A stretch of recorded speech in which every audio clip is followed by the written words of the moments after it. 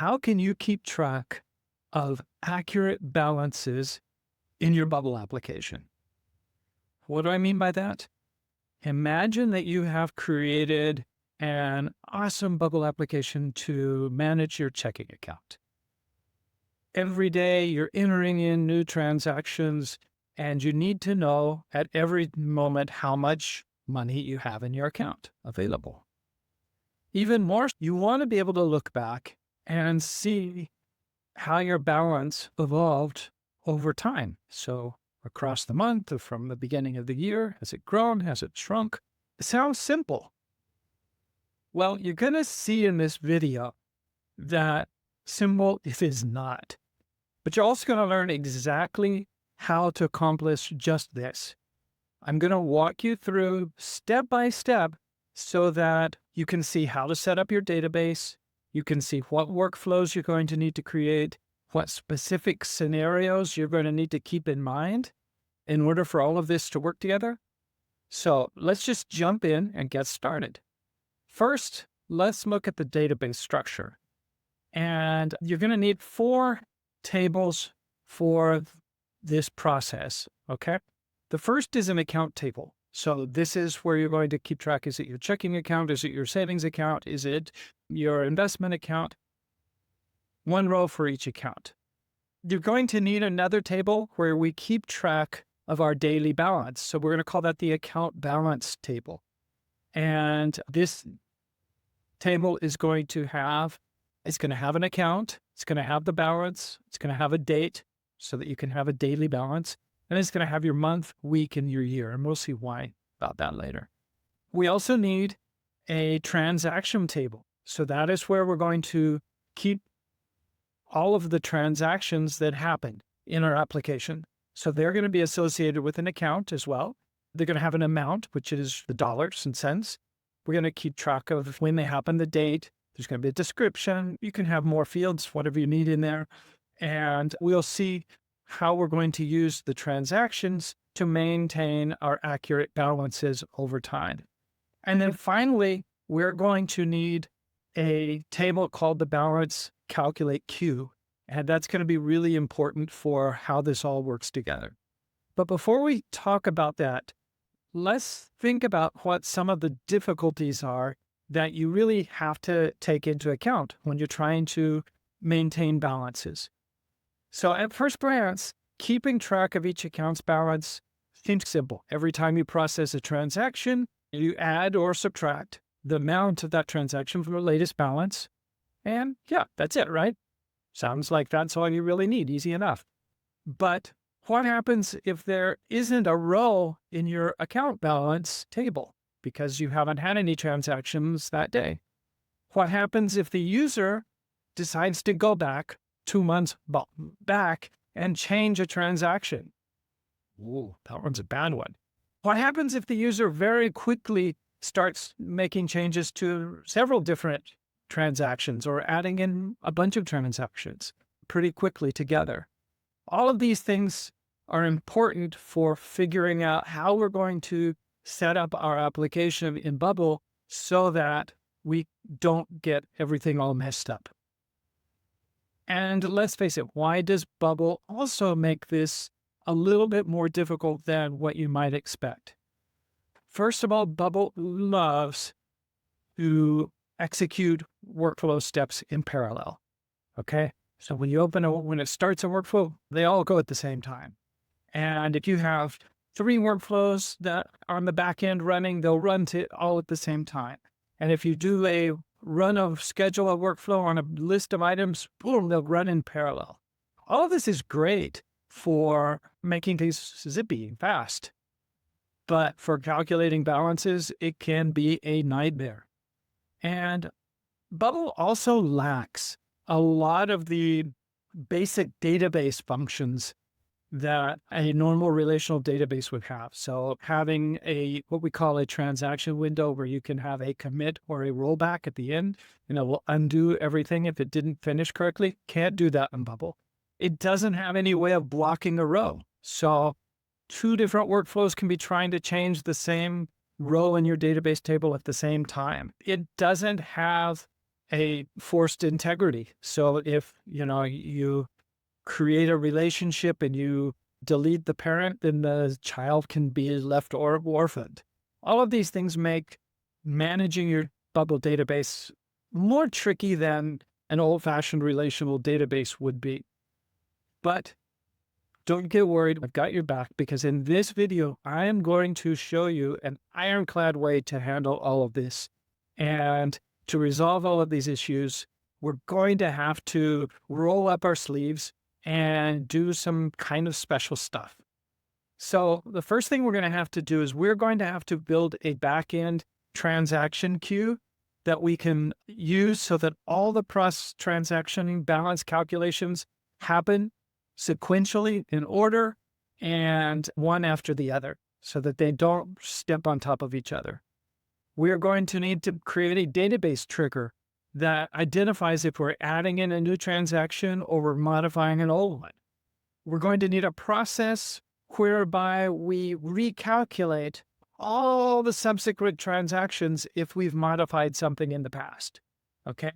And there's no way around it, because if I put in a check in my checking account and I said it was $1,000 6 months ago, and then 6 months later, I realized, oh, that wasn't $1,000. That was $100. From there on, I'm $900. My balances are $900 off. And there's no alternative other than to go back and recalculate all of those balances so that they're accurate again. And we're also going to need to implement a recursive workflow that recalculates all of these transactions one-to-one in order. So that, because you don't want to be jumping around in order, because then your balance won't be correct either. And then there's going to be a few extra bonuses that are going to serve you well in the future that you're going to learn in this video. You're going to learn how to use custom events to reduce the number of searches in your workflows. That's always good. That'll save you some money. And we're also going to learn how to use custom events to make sure that your workflow steps execute in order. So now that we have an idea of what we're going to do, stick with me and we're going to just dig into it from the very beginning. This isn't going to be a short video. Okay, I'm warning you. There's a lot that we have to go over and it can be a little bit tedious at times.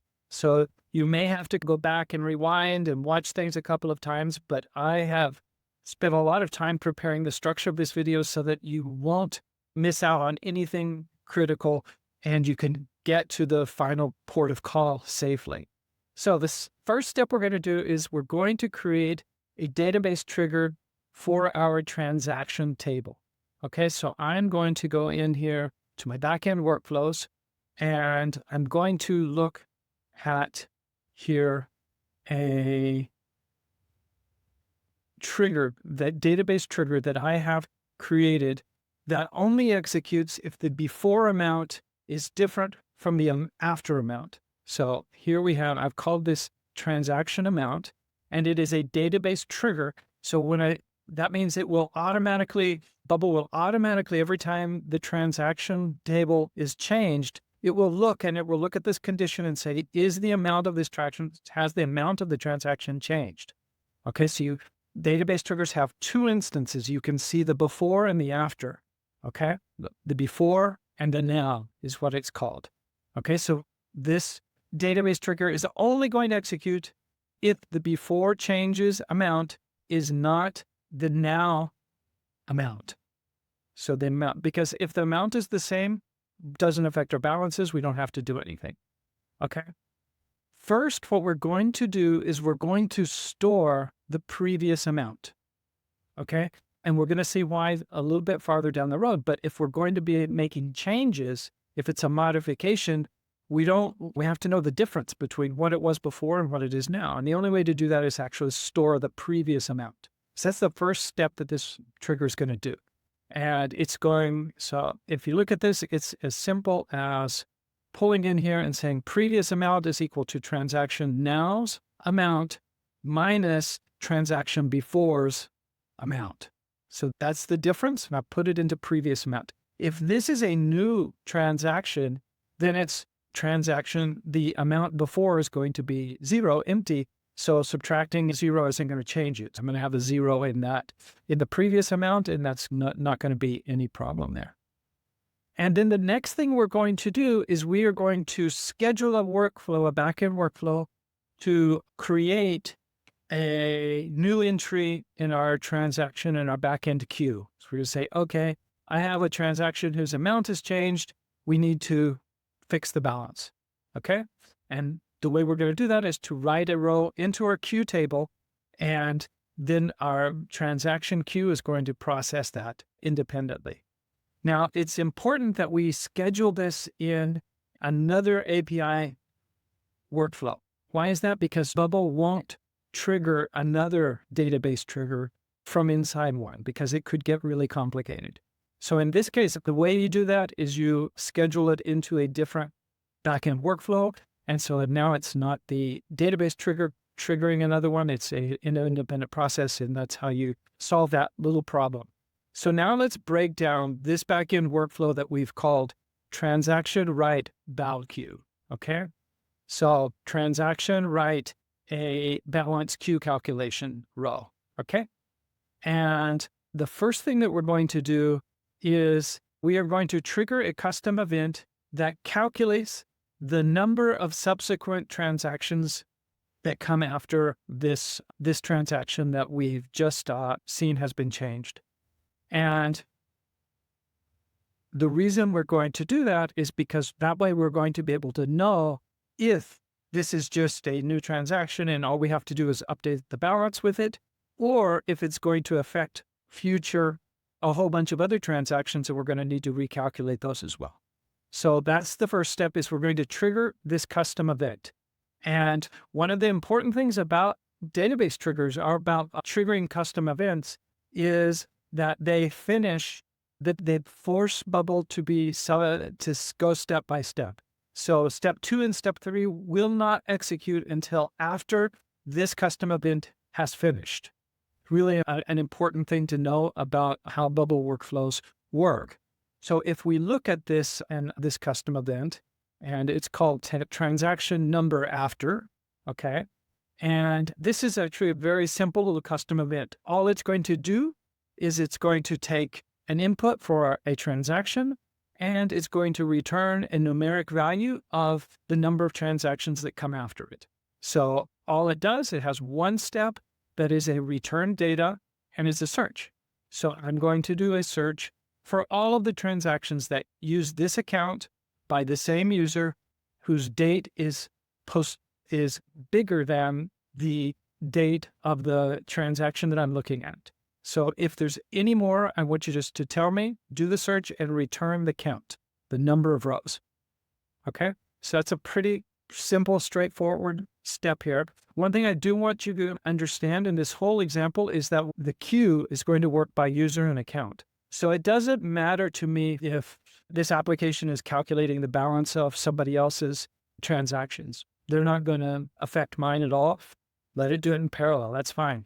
In fact, I'm not even going to worry if I have multiple accounts for my user and it's calculating their balances at the same time. Also, doesn't make any difference. But I do want to make sure that my queue is always respecting for one account and one user. There's only going to be one balance calculation going on at a time. So that's how the queue is working. So once I've returned this number, we're back here, and then we're going to have two steps. And one is going to be either based on if the number of transactions is less than one, so there's no other transactions afterwards, or if there's more than one transactions afterwards. The way we write the row in the queue table is going to be slightly different. So if there aren't any more coming afterwards, all I'm going to do is I'm going to say, okay, we need to do a balance calculation for this account. We're going to leave the completed date empty. We're going to put the starting date empty. We're going to set it as status pending. So it hasn't done anything. It's just waiting to be completed. And this is the transaction that you need to calculate the balance for. And this is its state. Okay, simple. That's what we're going to do. Go off and rewrite that row into the queue, and we'll worry about later how the queue actually processes it and does its work.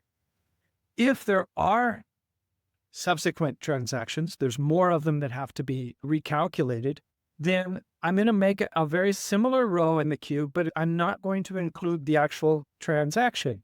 I'm just going to include the date.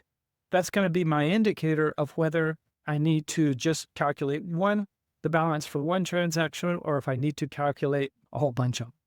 Okay, so that's how we're going to set up the row in the queue table, which is the balance calculate queue.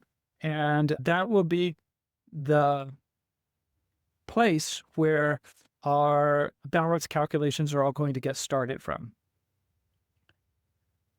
All right.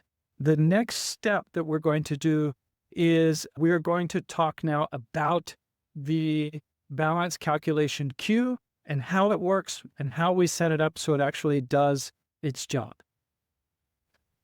This is a really powerful way of solving a particularly thorny issue with bubble applications.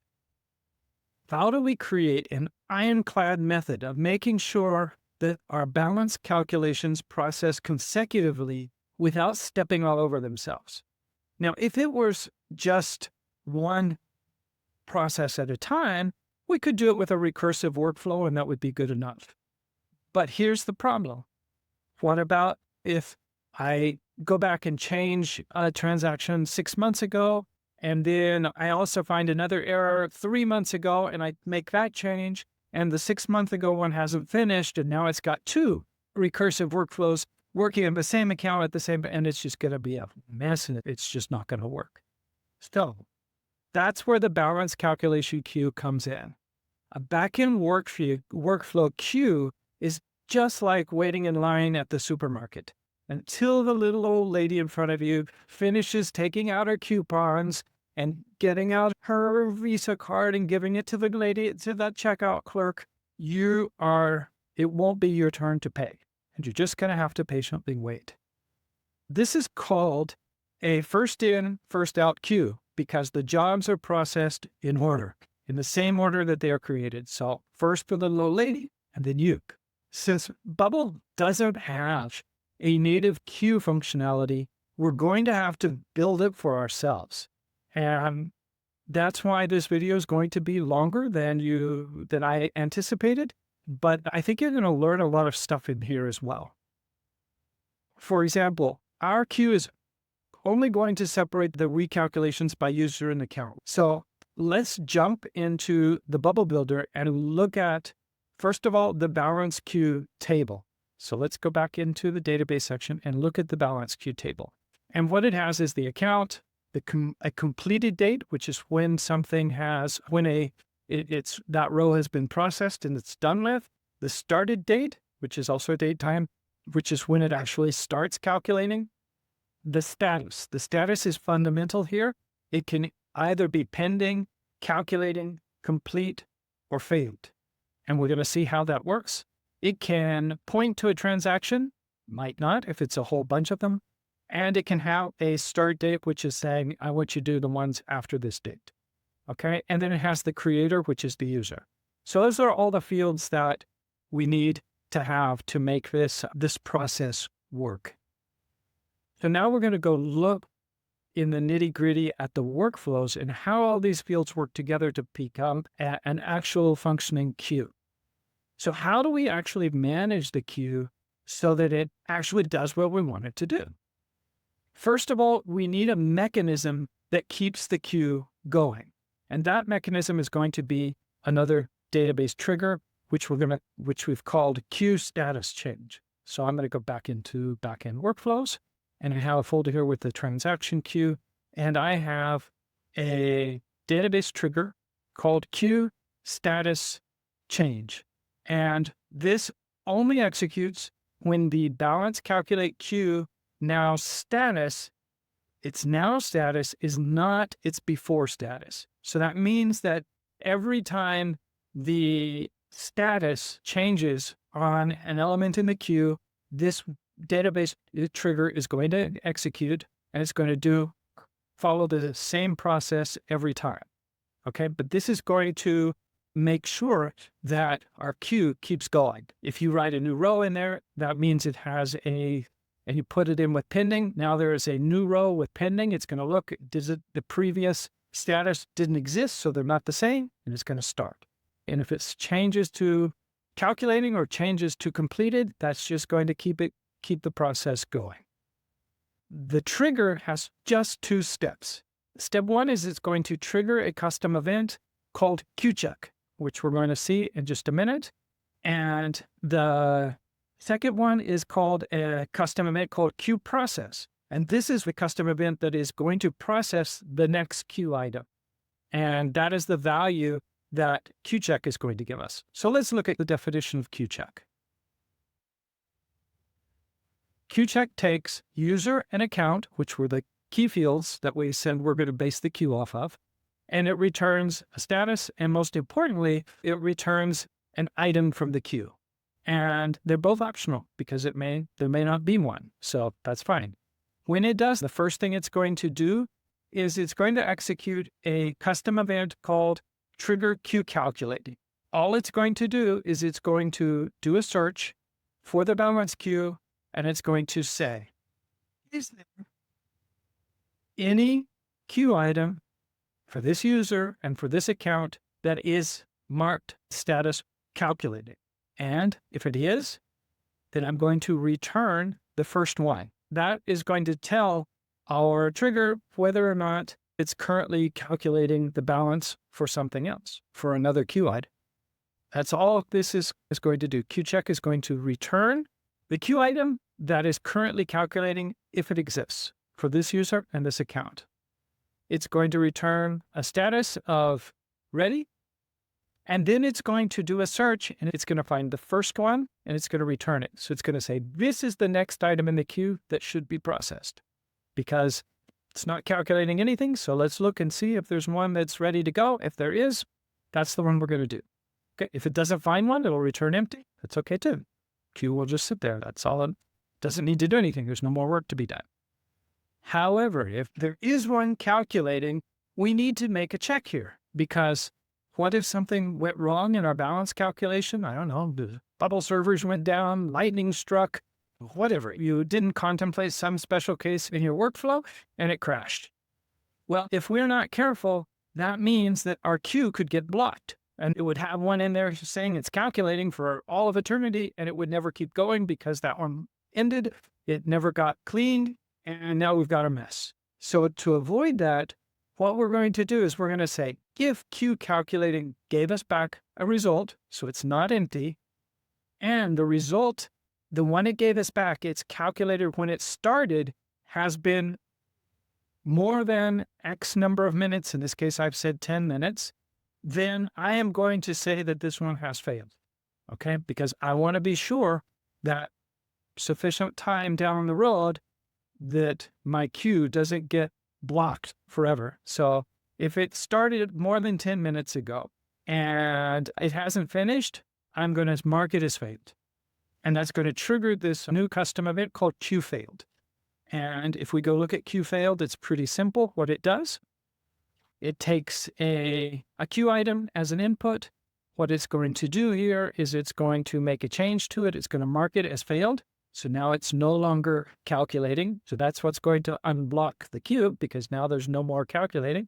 And it's going to mark the completed date as the current date time. So now I know when it was marked as failed.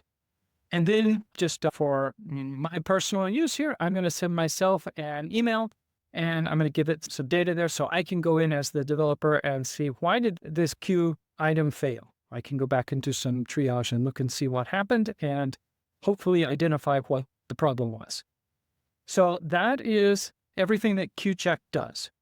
The normal thing would be that there's nothing calculating. It's found one, it returned the next one from the list.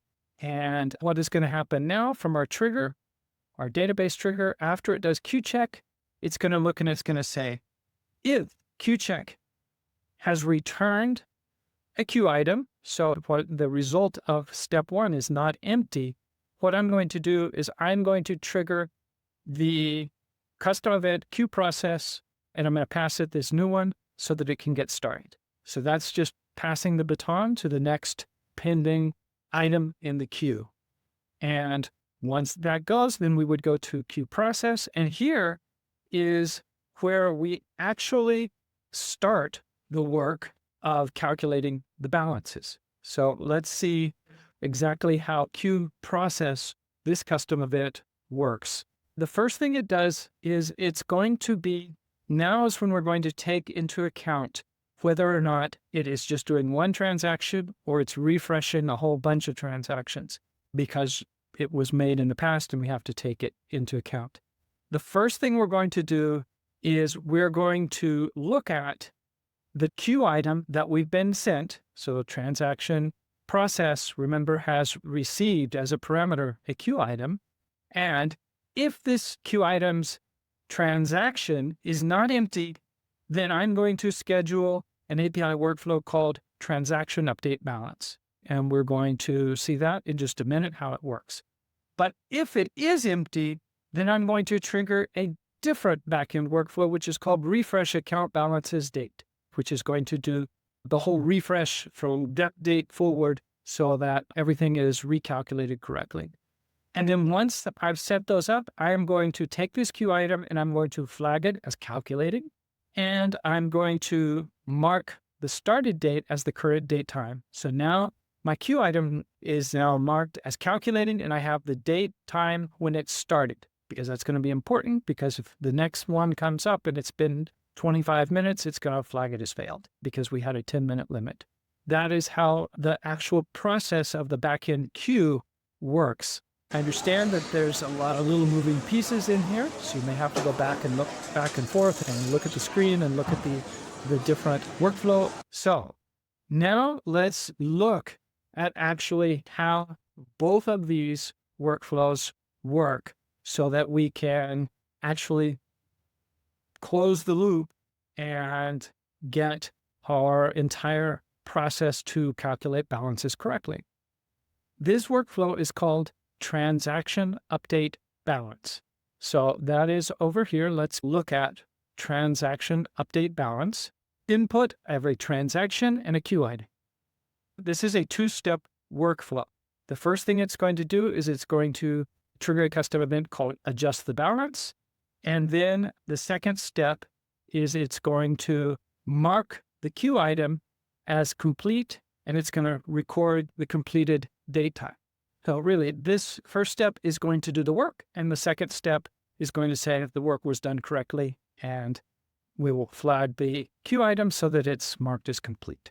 You can see here that we're being really careful to make sure that our status field is always changing when it has to change, so that our queue is going to be able to keep processing rows without ever getting mixed up.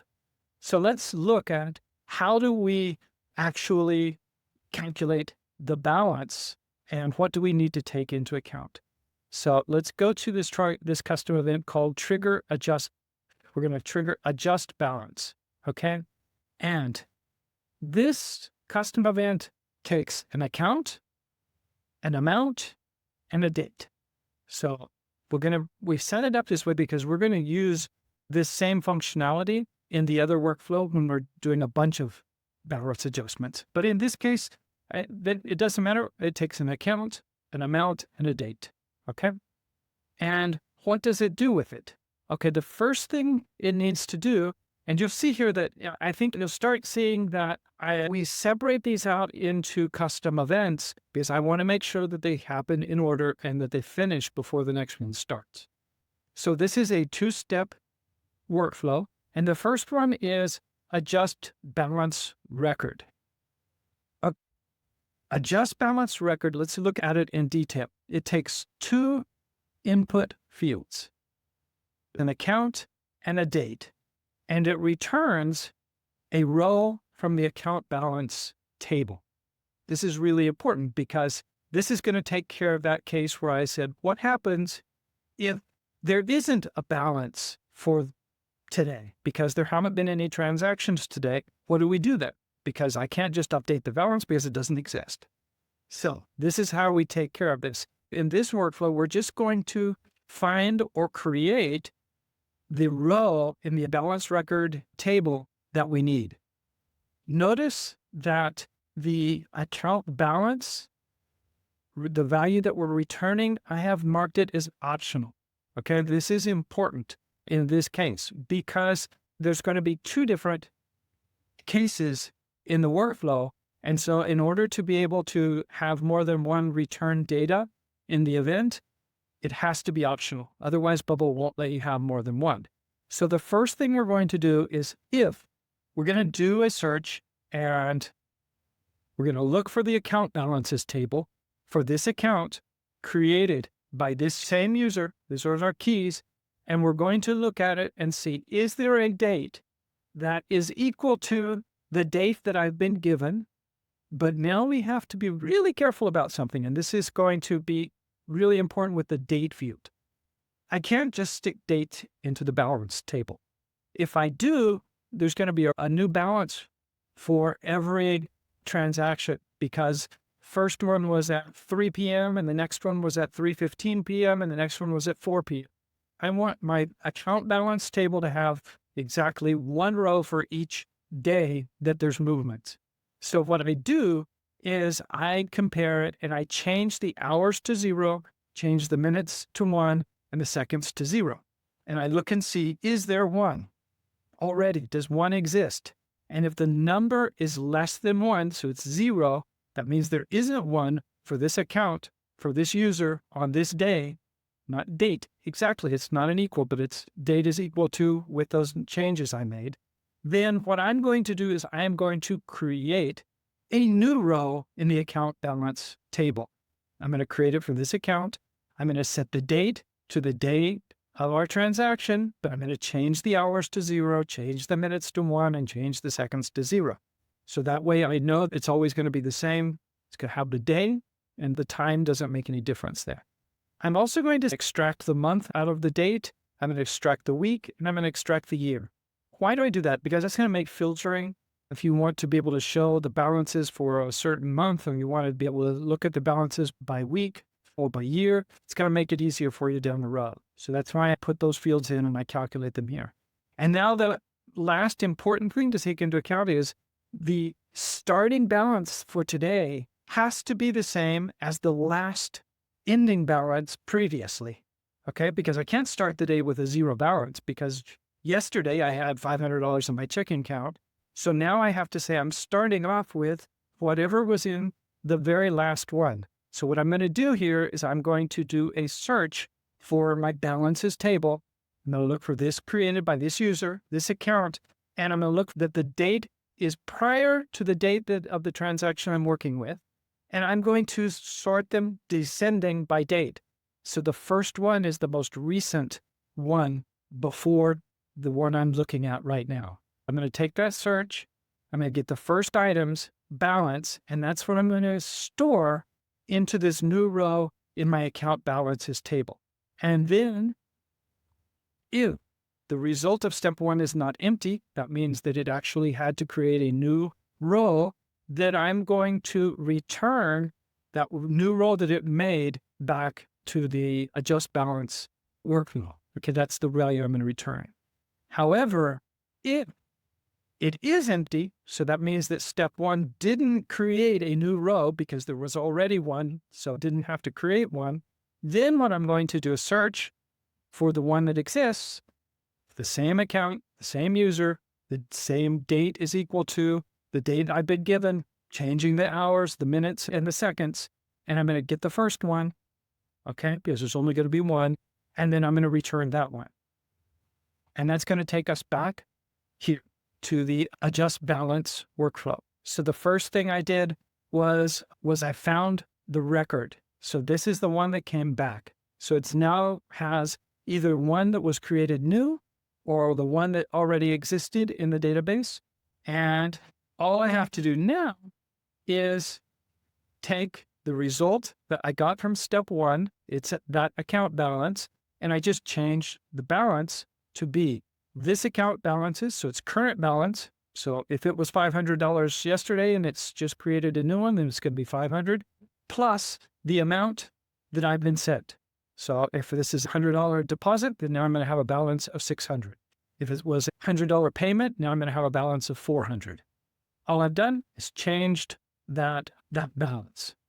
And that has completed the adjust balance custom event. remember, we were looking at transaction update balance. So that is the step one. We have now adjusted the balance. And now for step two, we marked it complete and we've put the completed date time. And that's finished. That has processed the transaction. It's updated the balance and that queue item is done. Good for us there.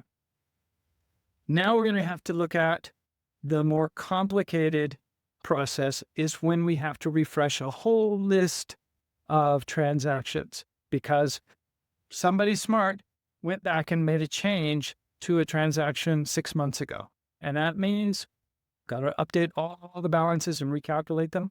To do this, we're going to have to break down the workflow called refresh account balances by date. So refresh account balances by date. And this workflow takes 3 inputs. It takes an account, it takes a date, and it takes a queue item. That's all it needs to do its job.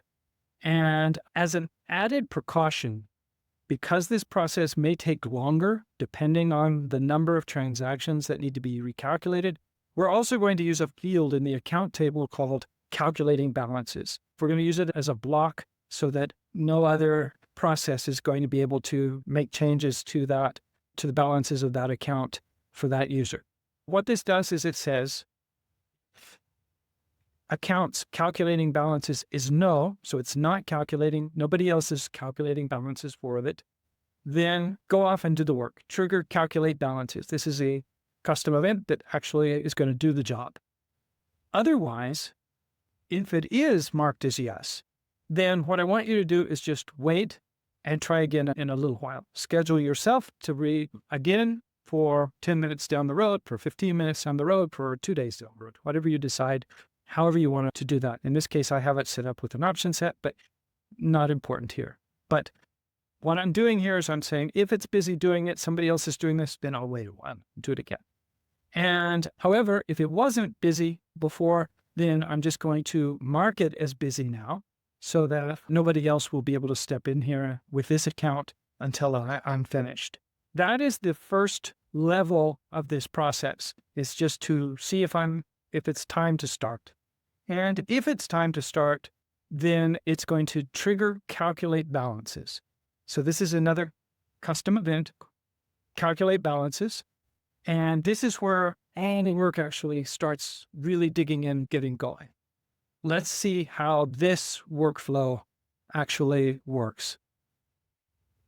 First, it triggers another custom event called calculate refresh transactions. Why am I going to do this? I want to do a search one time and be able to use it throughout this whole workflow without having to repeat it. Why? First of all, because I'm going to save time and money, because I don't have to pay Bubble to do that search multiple times. And also, if I need to change that search, I only have to change it in one place. I don't have to go change it in 3 or 4 different places. So it's good practice to do this. So how do I do that? Another one of my little small custom events called calculate refresh transactions. So let's just look and see what it does. This is another really simple custom event that takes an account and a date, and it returns a list of transactions, and it also returns a list of account balances that are affected. So what it does, first, it returns a search for transactions, all of whom the date is the same or later than the date that we're starting with. For this account and this user, I'm going to order them by date, and I'm just going to return that list of transactions. And account balances, I'm going to do something really similar as well. I'm just going to return the list of account balances for this account and on this date. Probably here should put the user in just to be consistent all over the place. So let's do created by is equal to current user. So this first step of calculate balances here, all it did was do the searches, find the list of transactions and the list of accounts that are going to be implicated.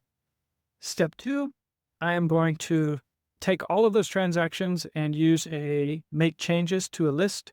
I'm going to take the return of those transactions that search, and I'm just going to say, mark them all as balance adjusted, no. Okay, so that's just something I do internally because I want to keep track of. If I have to go back and debug, I want to see exactly which ones got done and which ones didn't. It's just a logging function. And then I'm going to delete all of the account balances that have been affected. Why? Because I'm going to create them new. So I'm just going to delete them all. And then what I'm going to do is I'm going to schedule my last workflow that we're going to break down here, which is the one that is actually going to now take the list of transactions for this queue item. And I'm going to wait a couple of seconds or a little bit so that these other processes can finish. And I'm going to start this workflow that actually is going to recalculate and refresh the transactions balance. So this is the last workflow that I need to walk you through. It's called refresh transactions balance. And it has 4 steps. First step is going to use the custom event that we already went through, which is called adjust balance. Look at the definition of this backend workflow. It takes a list of transactions and it takes a queue item. Okay, there's only one queue item and a list of transactions. Why? Because this is going to be a recursive workflow. It's going to go one by one through this list, and it's going to adjust the balances one by one in order so that I know that they all get done in the right order. So the first thing I'm going to do is I'm going to use that custom event that we already created because it's the same functionality, and I'm going to pass it the account of the first transaction in my list, the amount, and the date. Okay, and it's going to do what it already did. I'm not going to explain it again because you've already seen how that works. Now, the next thing I'm going to do is I am going to schedule, this is the recursive loop, I'm going to schedule this same workflow to execute for the list that we had minus the first one, because we just processed the first one, same queue item, and I'm going to give it a little bit of a delay, so I'll let it do its little stuff there. If there are more of them to be done. So I'm taking the list minus the item of the one that we just processed. And if there's still more than 0 in the list, then I have to call myself and do it again. So that is the condition that will make sure that when we get to 0, it won't keep looping. Otherwise, you will pay a fortune to bubble and your recursive workflow will never end. And that's just shitty. That's the recursive loop that says, okay, I've adjusted the balance. Now schedule for the next one. However, if it is 0, there aren't any more, then what I want to do is go to the first item, take its account, and I'm going to mark calculating balances as null because now we've finished. And I am also going to modify the queue. Also, same conditional here. If there's no more left, I'm going to mark the queue item as complete, and I'm going to mark the date and time that queue item was completed. And with that, we have processed all of those transactions, okay? One by one, all done. But if you need to go back, if you need to pause, go back, look at it carefully. If you have any questions, feel free to leave me comments below or reach out to us at ratio.dev. In this video, we've gone over the complete process for maintaining accurate running balances for all the accounts that have transactions. But we've also learned a lot more, I think. We've built a backend queue, which is pretty nifty. It can come in really handy a lot of times. We've built a recursive backend workflow, which we just saw, which is a really fundamental thing for any bubble developer to understand how to do. We've learned a ton about custom events, and we've also learned a lot about database triggers. So I really hope that you've enjoyed this video, that you've gotten a lot out of it, and see you on the next video.